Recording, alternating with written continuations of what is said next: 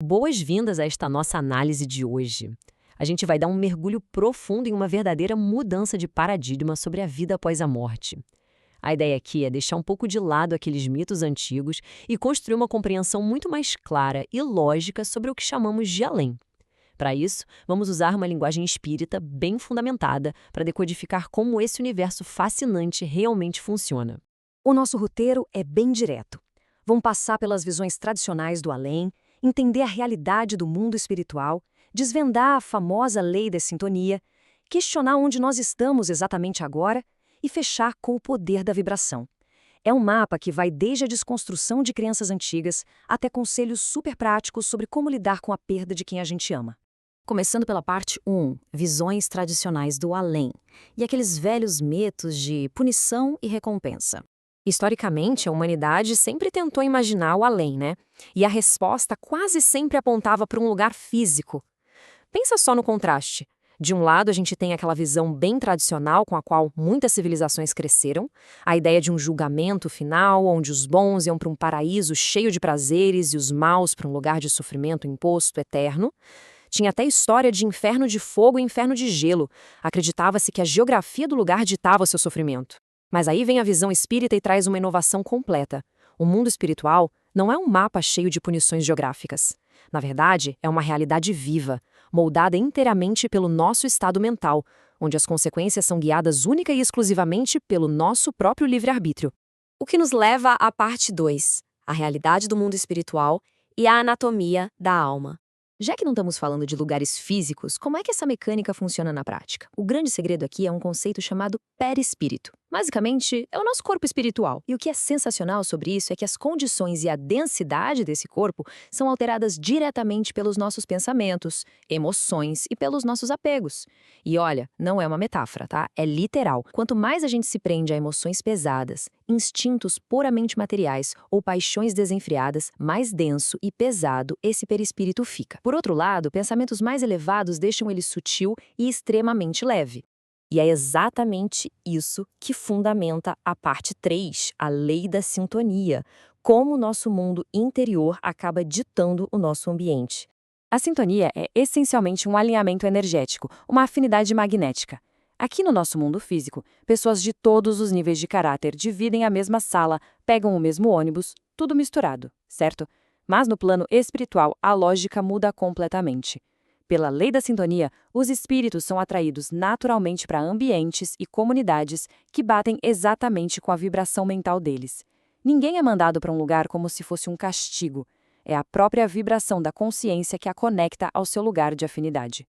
Na prática, a mecânica é irrefutável. Pensa bem, quando acontece o desencarne, se a pessoa carrega muita raiva, medo ou um apego material exagerado, o perispírito fica inevitavelmente pesado. Por pura física espiritual, esse corpo mais denso acaba ancorando o espírito em regiões inferiores, muitas vezes chamadas de umbral. O indivíduo simplesmente passa a conviver com outras consciências que estão na exata mesma frequência. Não tem o juiz batendo martelo, é só uma consequência direta da bagagem emocional que a própria pessoa escolheu carregar.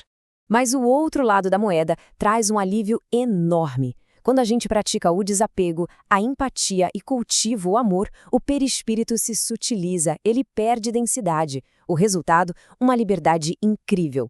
Espíritos com esse corpo purificado conseguem transitar por diferentes esferas com muita facilidade, simplesmente porque não estão mais presos pela gravidade daquele sofrimento ou da paixão material. E é aí que a gente percebe a justiça perfeita dessa realidade. Não existe castigo pré-determinado. Ficar ou sair de um ambiente espiritual depende 100% do livre-arbítrio e do padrão de pensamento que se sustenta. É libertador saber que não tem nenhuma armadilha eterna. Alterou o pensamento, alterou a sintonia e, consequentemente, mudou de lugar. A porta de saída para qualquer dor espiritual é sempre a mudança íntima. Avançando para a parte 4. Onde estamos agora?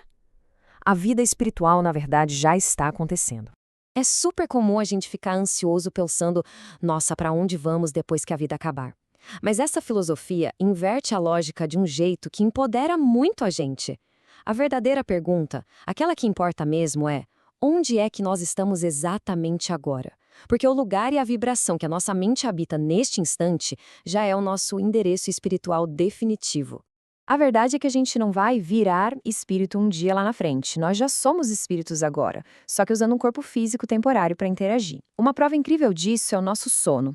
Todas as noites, quando o corpo físico descansa, a nossa consciência se solta um pouquinho e passa a operar através do perispírito. E para onde a mente viaja? Imediatamente para aqueles lugares com os quais a gente tem mais sintonia. Se o seu dia foi puro estresse, raiva e conflito, o destino daquela noite reflete essa mesma energia densa. Ou seja, as consequências espirituais das nossas emoções não ficam aguardando a vida acabar. Elas são imediatas. E isso nos traz a nossa última sessão, parte 5, o poder da vibração. Como aplicar essa empatia na prática? Muitas vezes surge a dúvida: será que os espíritos muito evoluídos ficam lá isolados num paraíso enquanto os outros sofrem? De jeito nenhum. Imagina uma corrida de resistência daquelas bem difíceis, no meio da lama e da selva. Você entra ali com um propósito muito claro, certo? Espíritos superiores não fogem do trabalho duro. Eles alteram a própria densidade vibratória de forma temporária para conseguir entrar nessas regiões mais pesadas. Mas olha só, eles não descem para sofrer junto. Eles vão para ajudar, para iluminar o caminho e resgatar quem se perdeu. Só que até para esses mentores tão iluminados existe uma barreira muito difícil de quebrar: o orgulho.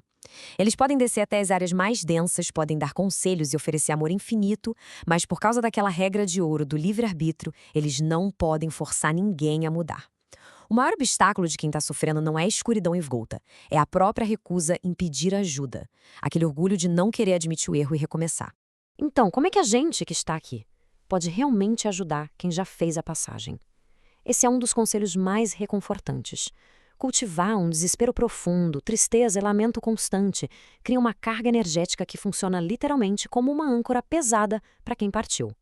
O ideal é a gente enxergar nossos entes queridos como corredores no meio de uma prova super desafiadora. A gente precisa ser arquibancada vibrando por eles. Enviar pensamentos de otimismo, encorajamento e preces sinceras dá um empurrão magnético real.